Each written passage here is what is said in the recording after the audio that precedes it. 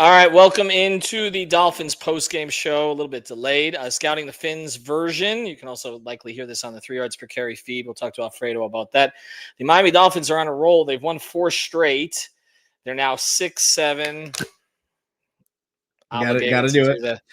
Obligated to do that. My daughter's over it at this point, though, which means that the fad is done. So now that I caught on to it, it's over with. That's Yeah, how this works. exactly. I'm Ethan Skolnick. You can follow me at Ethan J. Skolnick at 5 Reasons Sports. I got Eric Wiedeke. You can follow him at Eric Wiedeke. The Dolphins win 34-10 against the Jets. The Jets kind of, I don't know, they sort of quit early in this game. Weird game for the Dolphins, but you'll take any December road win, even against a garbage team. They're 6-7. We're going to project this forward a little bit in terms of what their playoff hopes actually are. But yes, Tua has won a road game in the cold. It wasn't that cold. He threw for 127 yards. So I don't know that he's going to be our primary focus today. The primary focus today is the run game. 41 attempts, 239 yards, 3 touchdowns, 5.8 per carry. That happened even with Devon Achane leaving the game early. Do we have a status report on him yet? Has anything come out?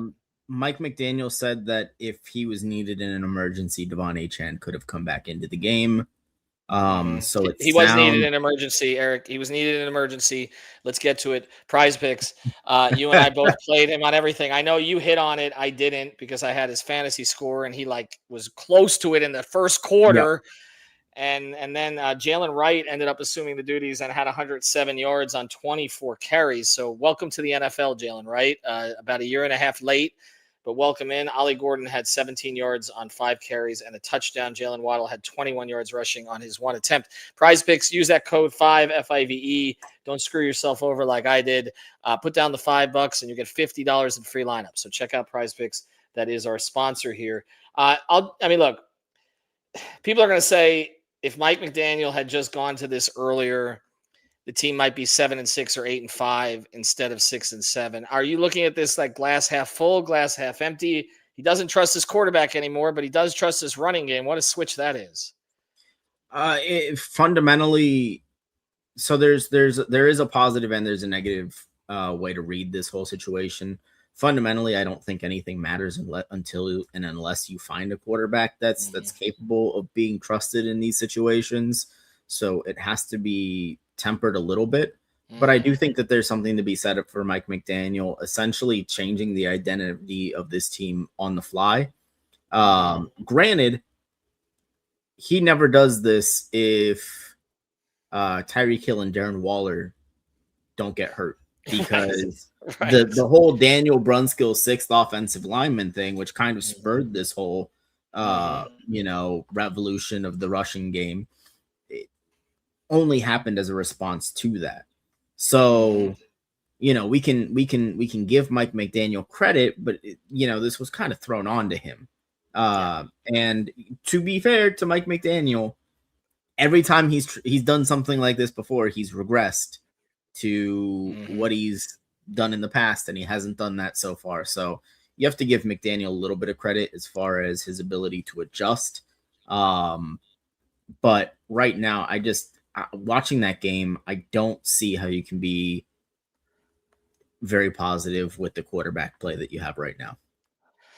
No, and that's going to ultimately limit them. And we know that. Even if they do make the playoffs, he's just not the same guy. But a good coach works around his circumstances. And one of the criticisms of McDaniel has been that he has not done that he has not made adjustments. I will say this, as somebody who caught most of the first half of the game and then caught up on the rest later, he called a really nice game in the first quarter. Some of those run calls, I was listening to some on radio and Joe Rose was breaking some of it down, but then getting a chance to watch him later, like he had the Jets on their heels. I'm not saying that's a good football team that they played against, but you saw the best of McDaniel's creativity, and you see it in the run game now. And that is the difference, because it's always been about the pass game, the fireworks and all. They can't do that anymore. All right, well, this is progression. This is growth as a coach. This is, again, adjusting to your circumstances, adapt or die, as Eric Spoelstra always says. That's what he's done here. And look, the team is fighting. I mean, he has a case to make to Steve Ross now. We talked about it. That's what this is about. I don't think this is a playoff run.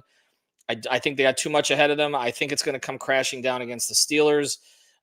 If it Yep. doesn't, it'll come crashing down later. That's just their history. And I don't trust anything more than that. But look, the defense has played well of late. Sort of credit to Anthony Weaver for that. And the team has not quit. And if he goes into, Ross's office at the end of the season, and I think Ross is inclined to keep him anyway. But if he goes in, he says, look, we kept the guys together. Everybody said we needed to run the ball more. Oh, by the way, the quarterback's not what he was. We still were winning games late in the season. It's not necessarily great for the future of the Dolphins franchise. I've seen this before. We saw it in Flores's year where the team rallied late in the season, didn't ultimately mean anything. Nick Saban's first year, 2005, they started 3-7. They ended up 9-7. They just missed the playoffs. These just missed the playoff years don't tend to translate to the next season. And I don't want them to fool themselves about the quarterback now, even though they don't have a whole lot of ways they can go, because it's clear that he can't get done. But look, the offensive line has proved to be a good run blocking group of late. McDaniel's play calling has been good. Tua didn't make a big mistake today, unfortunately for me, because I had that in Prize Picks also. And they won. They've won the games they've supposed to win. Plus, they got the one win against the Bills that was the surprise win. Yep. So let's project it forward. Okay. You look at their last 4 games. It starts with Pittsburgh. Can they win out, or 3-1 would get them to like a disappointing 9-8, considering they're going to miss the playoffs at 9-8? Everything that I know about the Miami Dolphins says one of two things is going to happen. Either they're going to lose in spectacular fashion in prime time on the road in Pittsburgh to Mike Tomlin, or they're going to win their next 3 and get into a win and in situation and go into New England and lose in spectacular fashion at that point. But if I'm just being, I mean, is just looking at this as seriously as possible now. I think each of their next 3 are winnable in a vacuum, but Pittsburgh on the road on Monday night, it's probably going to be even colder there than it was in New York today. I can't imagine Mike Tomlin and the Steelers not doing absolutely everything they can to force Tua to throw the ball a little bit more than the Jets were able to. And I think that that's just going to be the undoing next week. Well, and the Steelers, did they close that game out? They did, right? They did, yes. Okay, so they are their situation currently. They are 7-6. Right. Okay, and they are now, and again, that was a win against a division rival that they're competing with right now in Baltimore. So the standings right now, they absolutely need that game. Like, there's no question about that, right? So that's where we're at right now. And that's not a juggernaut either. This is not one of Tomlin's best teams, but Tomlin's history is that his teams get better as the year goes on. That has been his December record is kind of the opposite of the Dolphins' December record. So looking at it right now, if you look at the AFC North, obviously the Bengals and Browns have been long eliminated. It's a 2-team race, and the Steelers have a 1-game edge on the Ravens. Like, this is look, the Steelers can get into the playoffs at 9-7. The Dolphins can't. That's where we're at. I mean, the Dolphins are basically playing for that 7 spot. I feel like that's where they are every single year, just like the Heat are back in a play-in spot. We are right back where we were, except that the Panthers are struggling. But other than that, but I'm looking at the rest of the AFC right now. Okay, the Broncos likely going to win the West. Jags and Colts are fighting for the South. Of course, the Dolphins lost to the Colts. So that's probably, I think, Colts. Daniel Jones likely tearing his Achilles plays a big role down the stretch. I can't believe he was playing. It's just like, I don't know, man. Like, with all the injuries that he's dealt with this season already. So yes, but the Texans are 7-5. Yep. The Chiefs are 6-6. So I mean, you're talking about the 3 wild card spots. The Bills are going to get one of them. The Chargers are likely going to get another one of them. And the Dolphins lost to them too, right? So that's so you don't have a tiebreaker against them. So you're kind of hoping that the Colts drop down below the Texans, right? But the Texans can't rise that far up. So that's where you're at with that, because you want the Colts to drop down because you lost to the Colts this season. So that's kind of where this is at. And you also lost to the Ravens, by the way. So that's also an issue there. Can it happen? Yes. I don't know what the current percentages are. The current percentage is probably not going to take into account Daniel Jones's injury, but it doesn't look great. It looks like you're probably going to be 1 game out on this thing. but it's too late to tank for picks at this point or for a Right. higher pick, right? So it's kind of like you play it out, and this is the Groundhog Day Dolphins season where they split the baby, fire one person but not the other, fall out of contention. There are two kinds of Dolphin seasons over the last 30 years. There's the high expectation season where they get up on everybody before December and then fall apart in December and January.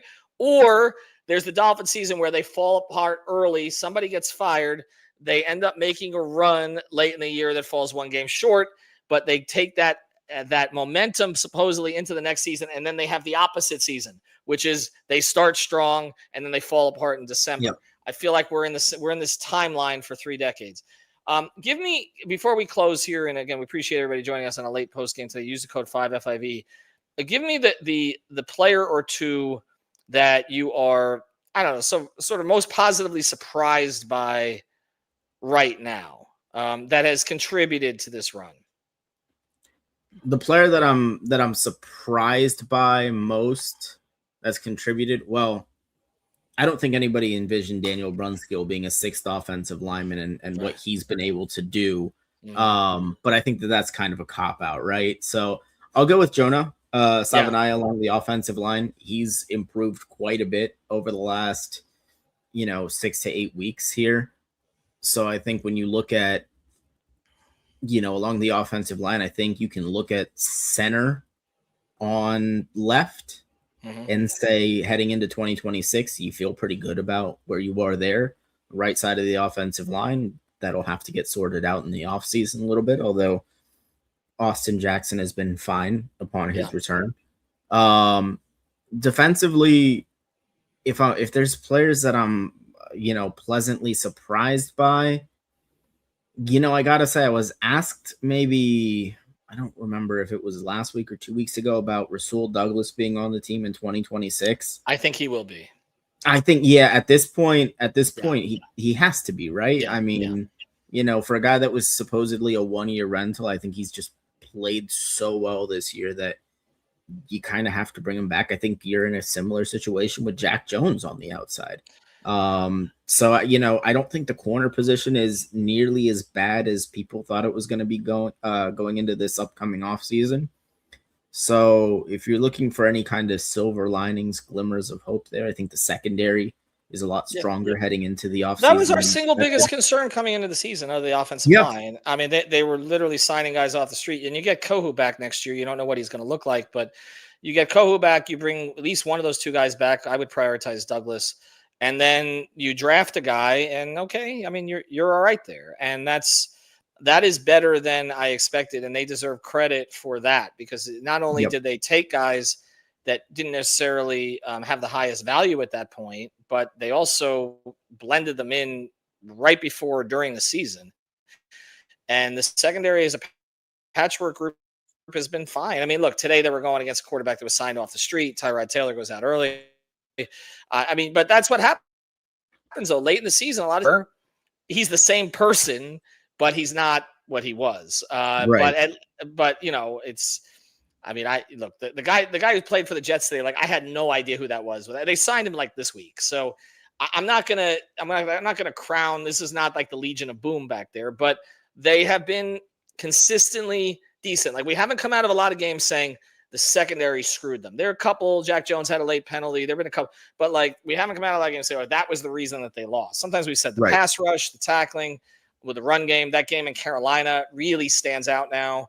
If you had just, I don't know, tackled once during the second half, the Chargers game too, where you had Justin Herbert sacked. Yeah. I'm right. No, by a guy who's not even here anymore, by Jalen Phillips. But if you make that one play, and then of course there was a bad angle taken by the rookie Dante Trader in that situation, you can say, okay, the secondary kind of cost them there. But right, if you close that one out, then we're looking different. But also, I'm hesitant to say that because this is not an 8-5 football team. Like, no, right. It's like, this isn't even a 6-7 football team, really. No, and the first win against the Jets, like, the Jets fumbled that thing away. Yeah. So they kind of are. They kind of are. We'll close it there. That's kind of what they are. They're this. And they're going to miss the playoffs by one game, and then they're going to say, "Oh, all this excitement going into next season," and then then if they do get off to a good start, then they'll lose all 4 games in December. But for right now, be happy. Use the code 5FIVE at PrizePicks. Don't be happy if you took Devon Achane and anything today because you were cruising, you were done at halftime, and then everything fell apart. But it is what it is. Jalen Wright picked up the slack. Longest rush here on out. That's what you got to play. As he gets 2 of them, he gets 2 carries, he's going to get that longest rush. But I had the fantasy score, and he was going to triple that. All right, anyway, play PrizePicks. Thanks to Eric for joining here today. Catch OL Coach Smith 63's work as well. He was at the game today, so he was zeroing in on Aaron Brewer. So he'll give you the offensive line grades tomorrow. Have a good one, everybody.